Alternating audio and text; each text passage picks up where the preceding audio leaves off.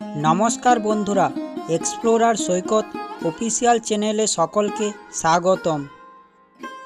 বন্ধুরা, আজ 15ই নভেম্বর, বাংলার 29শে কার্তিক, শুক্রবার। আজকের দিনে পালন হচ্ছে রাস পূর্ণিমা।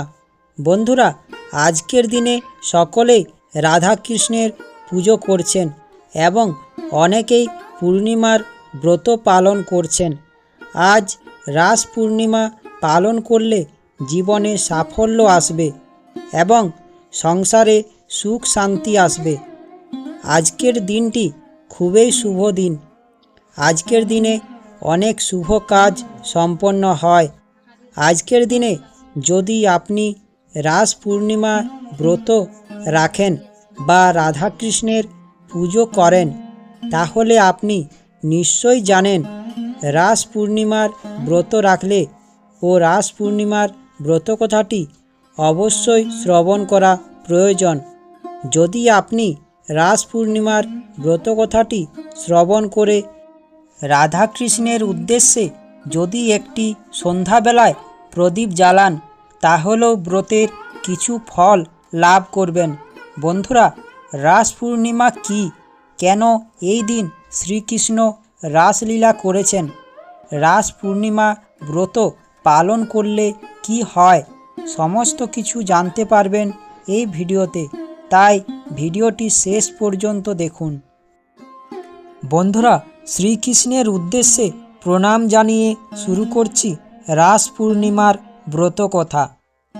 হে কৃষ্ণ করুণা সিন্ধু দীনবন্ধু জগৎপতে গোপীশ গোপিকা কান্ত রাধাকান্ত নমস্তুতে।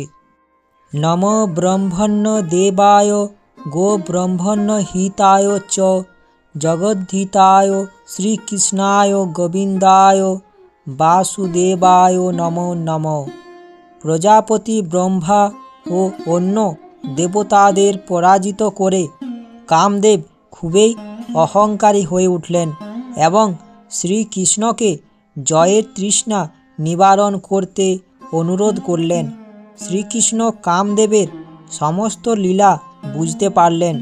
শ্রীকৃষ্ণ কামদেবকে কার্তিক পূর্ণিমার রাতে বৃন্দাবনে যাওয়ার জন্য বললেন।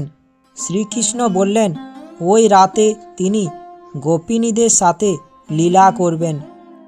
তাদের কারো প্রতি যদি আমার সামান্য আবেগ থাকে, তাহলে আপনি জয়ী হবেন, তা না হলে আপনি হারবেন, এই কথা শ্রীকৃষ্ণ বললেন। সেই রাতে শ্রীকৃষ্ণ মায়ার দ্বারা আরও তেজ যোগ করলেন। এই রাত ছিল একটি মায়াবী। পূর্ণিমার চাঁদ আরও উজ্জ্বল হয়েছিল। যমুনা নদীর তীরে মৃদুমন্দ হাওয়া বইছিল। এই সময় শ্রীকৃষ্ণ তার বাঁশিতে সুর তুললেন। বাঁশির সুর গোপিনীদের কানে গেল এবং তাদের আকৃষ্ট করল। গোপিনীরা তাদের সমস্ত কিছু ত্যাগ করে শ্রীকৃষ্ণের কাছে আসলো। কয়েকজন গোপীকে তাদের পরিবারের লোক বাধা দেয়, কিন্তু তাদের শরীর সেখানে থাকলেও আত্মা শ্রীকৃষ্ণের কাছে চলে যায়। যমুনা নদীর তীরে কদম্বতলে গোপিনীরা শ্রীকৃষ্ণের দর্শন পেল। মায়ার দ্বারা গোপিনীরা সুসজ্জিত হন। গোপিনীরা কোনো সাধারণ ছিলেন না। গোপিনীরা শ্রীকৃষ্ণকে ঘিরে জড়ো হলেন। শ্রীকৃষ্ণ গোপিনীদের ভক্তি পরীক্ষার জন্য এবং কামদেবকে শিক্ষা দেওয়ার জন্য শ্রীকৃষ্ণ বললেন, গোপিনীরা, তোমরা এত রাত্রে এখানে কেন এসেছো? তোমরা ঠিক করনি। তোমরা তোমাদের পরিবারের কাছে ফিরে যাও। তোমরা মন প্রাণ দিয়ে সংসার ধর্ম পালন করো। তখন শ্রীকৃষ্ণের কথায় তারা অবাকই হন। তারপর গোপিনীরা বলল, হে কৃষ্ণ, তোমাকে এত নিষ্ঠুর দেখাচ্ছে কেন? আমরা সমস্ত কিছু ত্যাগ করে তোমার কাছে এসেছি, তুমি আমাদের ফিরে যেতে বলো না। তারা বলল, তোমার চরণ ত্যাগ করলে তা আমাদের কাছে দুর্ভাগ্য। গোপিনীদের কথাতে শ্রীকৃষ্ণ প্রসন্ন হলেন এবং শ্রীকৃষ্ণ গোপিনীদের সাথে রাস উৎসবে মেতে উঠলেন, রাসলীলা শুরু করলেন। কিছু সময় পর শ্রীকৃষ্ণকে কাছে পেয়ে গোপিনীদের মনে অহংকার জন্ম নিল। তারা নিজেদের খুবই গর্বিত মনে করতে শুরু করল, কিন্তু শ্রীকৃষ্ণ তা বুঝতে পেরে তাদের সামনে থেকে অদৃশ্য হয়ে যান এবং গোপিনীরা খুবই দুঃখিত হয়ে চারিদিকে শ্রীকৃষ্ণকে খুঁজে বেড়াতে শুরু করলেন। তারা মরিয়া হয়ে শ্রীকৃষ্ণকে খুঁজে পেতে চেষ্টা করতে লাগলেন এবং শেষে শ্রীকৃষ্ণের পদচিহ্ন দেখতে পেলেন ও তার পদচিহ্নের পাশে রাধারানীর পদচিহ্ন দেখতে পান। গোপিনীরা বুঝতে পারলেন যে শ্রীকৃষ্ণ রাধারানীর সাথে অদৃশ্য হয়েছেন। রাধা গোপিনীদের মধ্যে তাকে শ্রেষ্ঠ মনে করতে লাগলেন। এক স্থানে রাধা শ্রীকৃষ্ণকে বলল, হে কৃষ্ণ, আমি আর যেতে পারছি না, তুমি আমাকে তুলে নিয়ে চলো। তখন রাধাকে শ্রীকৃষ্ণ তুলে নিয়ে যেতে লাগলেন। তখন শ্রীকৃষ্ণ রাধার সমস্ত কিছু কথা জানতে পেরে সেখান থেকে অদৃশ্য হয়ে গেল। শ্রীকৃষ্ণকে হারিয়ে রাধাও খুব কাঁদতে শুরু করলেন। রাধা ও গোপিনীরা একসাথে শ্রীকৃষ্ণকে স্মরণ করতে লাগলেন এবং গান করে তাকে ডাকতে লাগলেন। তারা ভাবতে লাগলেন, শ্রীকৃষ্ণ হলেন ত্রিভুবনের অধিপতি, কোনো মায়ায় তাকে বেঁধে রাখা যায় না। নিজেদের ভুল বুঝতে পেরে শ্রীকৃষ্ণের স্তুতি করতে শুরু করলেন তারা। ভক্তদের ভক্তিতে তুষ্ট হয়ে গোপিনীদের মানব জীবনের পরমার্থ বুঝিয়ে অন্তর শুদ্ধ করেছিলেন শ্রীকৃষ্ণ। ভক্ত গোপিনীদের ভক্তিতে সম্মান জানাতে তিনি যতজন গোপিনী ততজন কৃষ্ণ হয়ে মনোবাসনা পূরণ করেছিলেন এবং শ্রীকৃষ্ণ তাদের বললেন, হে আমার প্রিয় গোপিনীরা, আমি কখনো কারো কাছে বাঁধা থাকি না এবং আমাকে নিয়ে অহংকার করে যারা, তাদের কাছে আমি ধরা দিই না। কিন্তু যারা আমাকে অন্তর থেকে ডাকবে, আমাকে পেয়ে অহংকার করবে না, আমি তার কাছে সব সময় থাকি।